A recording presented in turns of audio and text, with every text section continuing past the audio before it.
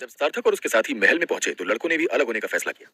धैर्य अपनी रिसर्च को आगे बढ़ाना चाहता था और उन जानकारियों को देखना चाहता था जो उसने पहाड़ से पाई थी। और अब प्रखर के वापस आने के बाद से धैर्य इस बात से बहुत खुश था कि उसे एक बार फिर उसका आदर्श सहायक मिल गया था।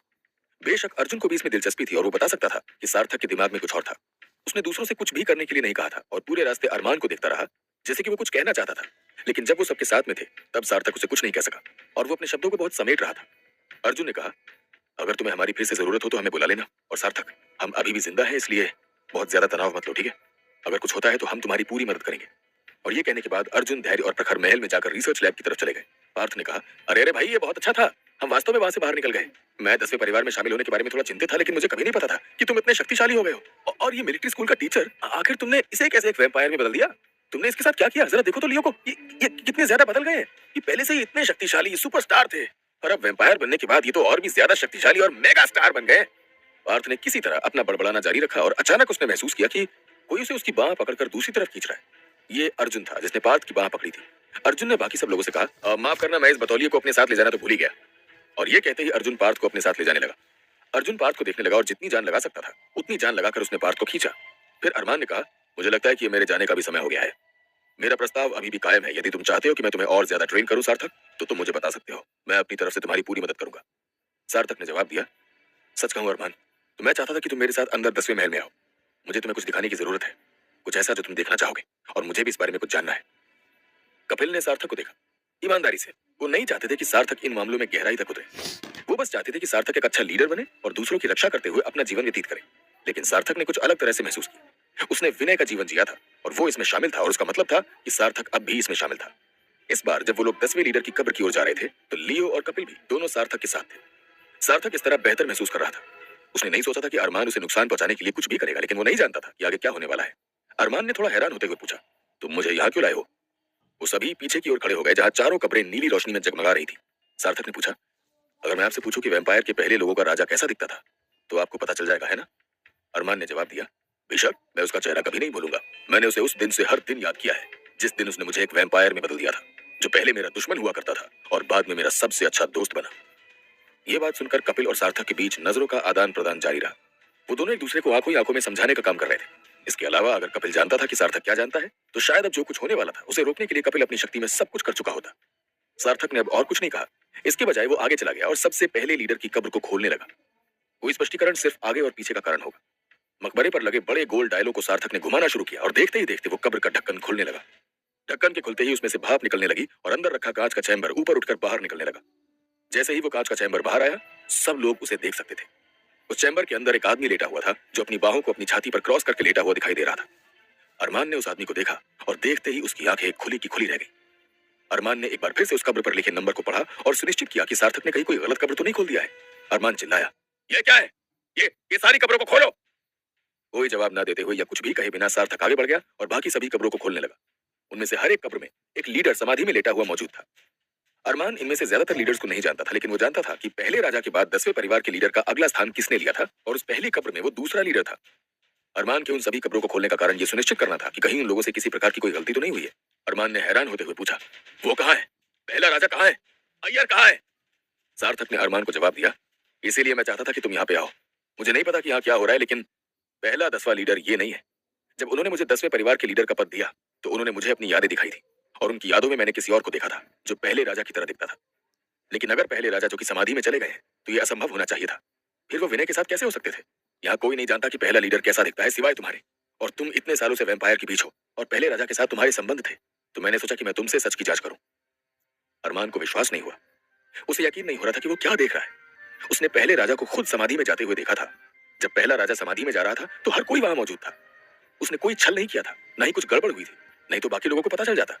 जिसका सिर्फ एक ही मतलब था कि किसी ने उस पहले राजा को उसकी समाधि से जगा दिया होगा और किसी दूसरे शख्स को उसकी जगह इस कब्र के अंदर बैठा दिया होगा। लेकिन सबसे बड़ा सवाल था, आखिर ऐसा क्यों? शुरुआती झटके अरमान के दिमाग में घर करने लगे, लेकिन इसके बाद उसे एहसास हुआ कि सार्थक ने उन्हें जो बताया था वो भी थोड़ा अजीब था। अरमान ने पूछा, सार्थक मुझे एक बात बताओ, तुम्हें कैसे पता चला कि पहला राजा कैसा दिखता था? यहाँ तक कि अगर पिछले लीडर ने तुम्हें अपनी यादें दिखाई तो उसे भी ऐसी कोई बात नहीं पता होनी चाहिए थी, क्योंकि उसने भी कभी पहले राजा को नहीं देखा होगा। ये कुछ ऐसा था जिसे कपिल भी सार्थक से पूछना चूक गया था। कपिल के दिमाग में भी यही सवाल आने लगा कि आखिर सार्थक को ये बात कैसे पता चली। यही कारण था कि सार्थक को लगा था कि इस जगह पर लियो और कपिल का उसके साथ होना ज्यादा सही होगा।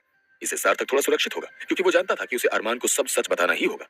सार्थक ने कहा, "अ, कुछ ऐसा है जो मुझे तुम्हें बताने की जरूरत है और ये आप लोगों के ऊपर है कि आप मुझ पर विश्वास करें या नहीं, लेकिन मैं आपसे झूठ नहीं कहूंगा।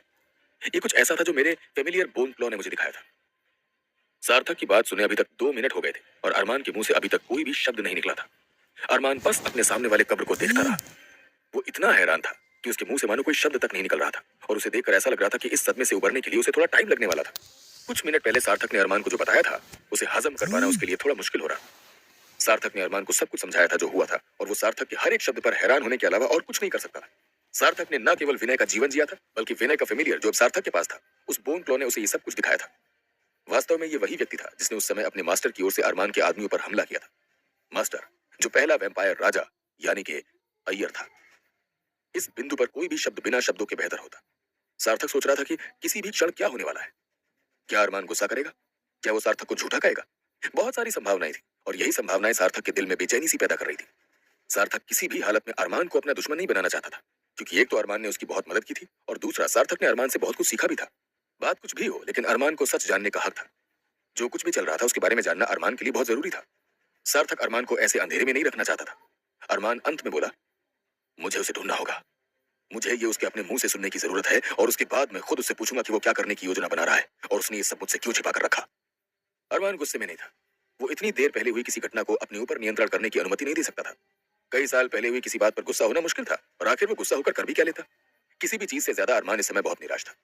वो समझ गया था कि क्यों अय्यर ने उस समय जो किया वो करने का फैसला किया था और अंत में उस दिन उसका कोई भी आदमी नहीं मरा था। समस्या ये थी कि उसके एक तथाकथित दोस्त ने उससे एक बात छिपाई थी और उसे अंधेरे में रखा था। अरमान ने सोचा कि अगर अय्यर अपने लक्ष्य के लिए इस हद तक चला गया था तो इसका मतलब है कि अय्यर कुछ भी कर सकता था, जिसका मतलब था कि अय्यर के अब तक जागते रहने का कोई कारण था और वो कारण क्या था ये अरमान जानना चाहता था। वो क्या चीज थी जिसके लिए अय्यर ने इतना सब कुछ किया? अय्यर ने इतनी लंबी चौड़ी प्लानिंग की और इतना सब कुछ अरमान से छिपा कर किया। अरमान जिसे अय्यर अपना दोस्त कहता था, उसने अपने दोस्त से इतनी बड़ी बात छिपाई थी। अय्यर जैसा चालाक और स्मार्ट वैम्पायर किसी दुर्घटना से नहीं जागा होगा। ये सब उसी का किया धरा होना चाहिए। ये सब अय्यर का ही कोई प्लान होगा। सार्थक ने सावधानी से पूछा, तो तुम मुझ पर विश्वास करते हो? अरमान ने उत्तर दिया, बेशक, मैं तुम पर पूरा भरोसा करता हूँ सार्थक। झूठ बोलने से तुम्हें इन सब में क्या हासिल हो जाएगा? मुझ पर इस तरह से कुछ करने की कोशिश करने का कोई मतलब नहीं होगा और मैं ये नहीं देख सकता कि तुम्हें कैसे पता चला कि पहला लीडर कैसा दिखता था। अरमान ने आगे कहा, सार्थक, मैं तुमसे इस अय्यर के झमेले को मेरे ऊपर छोड़ने के लिए कहूंगा, लेकिन मुझे लगता है कि उसे खोजने के लिए तुम्हारे पास अपने कारण है। मैं तुम्हें किसी भी तरह से मना नहीं कर सकता। ये तुम्हारी मर्जी है कि तुम क्या करना चाहते हो। अगर मैं उसे तुमसे पहले ढूंढ लेता हूँ तो मैं वादा करता हूँ कि मैं उसे तुम्हारे पास जरूर लाऊंगा ताकि तुम्हें अपने सवालों के जवाब मिल सके। और ये कहने के साथ ही अरमान उस तहखाने की सीढ़ियों की ओर जाने लगा। सार्थक ने पूछा, अब तुम कहाँ जा रहे हो? अरमान ने जवाब दिया, मेरे लिए अब इस जगह को छोड़ने का समय आ गया है। ये कभी मेरा घर था ही नहीं। इतने सालों तक ऐसा कभी नहीं लगा कि मैं यहाँ का हूँ और शायद अब भी मेरी यहाँ कोई जगह नहीं है। ये कहते हुए अरमान को याद आया कि एक जगह थी जहाँ उसने इस समय बहुत अच्छा महसूस किया था और ऐसा लग रहा था कि वो जगह बाहें फैलाए उसका स्वागत कर रही है। और ये जगह वो शेल्टर था जहाँ वो पहुंचा था और रूबी के साथ मिलकर उसने इस जगह को रहने लायक बनाया था। क्या अरमान हमेशा के लिए वैम्पायर की दुनिया को छोड़कर चला जाएगा?